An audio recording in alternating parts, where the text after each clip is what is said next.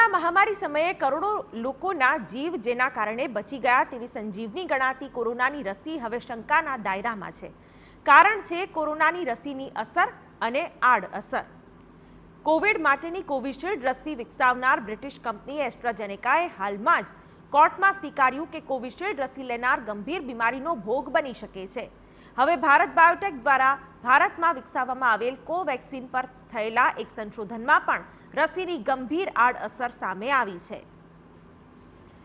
બનારસ હિન્દુ યુનિવર્સિટીની ટીમે જેમણે રસી લીધી 1 વર્ષ થયું હોય તેવા લોકોના સ્વાસ્થ્યનો અભ્યાસ કર્યો, જેમાં લોકોમાં શ્વાસ અંગે ઇન્ફેક્શન, શરદી ઉધરસ, ચામડી અંગેની તકલીફો, સ્નાયુઓ અને હાડકા સંબંધિત બીમારી, માસિક સ્ત્રાવની અસાધારણતા, આંખની તકલીફ અને હાઇપોથાઇરોઇડિઝમ જેવા લક્ષણો જોવા મળ્યા છે.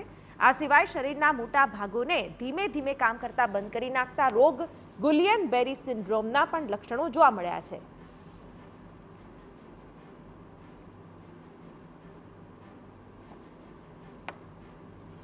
તો એ પણ જાણીએ કે આ સર્વે કેટલા લોકો પર કરવામાં આવ્યો હતો અને સ્ત્રીઓ તથા પુરુષો પર રસીની કેટલી આડઅસર જોવા મળી.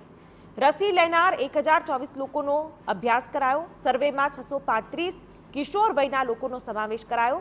291 પુખ્ત વયના લોકોનો પણ અભ્યાસ કરાયો. શ્વાસ અંગે ઇન્ફેક્શનને કારણે શરદી ઉધરસની તકલીફ જોવા મળી. આ સાથે 304 કિશોરોમાં શ્વાસ અંગેની તકલીફ જોવા મળી. 124 પુખ્ત વયના લોકોમાં પણ શ્વાસ અંગેની તકલીફ સામે આવી.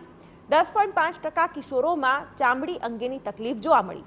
5.8% લોકોમાં હાડકા સંબંધિત બીમારી નોંધાઈ, તો 4.6% કિશોરીઓમાં માસિક સ્ત્રાવની અનિયમિતતા પણ જોવા મળી. 2.7% મહિલાઓમાં આંખની તકલીફ નોંધાઈ, તો 0.6% મહિલાઓમાં હાઇપોથાઇરોઇડિઝમ જોવા મળ્યા હતા. ત્યારે 0.3% લોકોમાં સ્ટ્રોક, 0.1% લોકોમાં ગુલિયન બેરી સિન્ડ્રોમ પણ જોવા મળ્યો છે.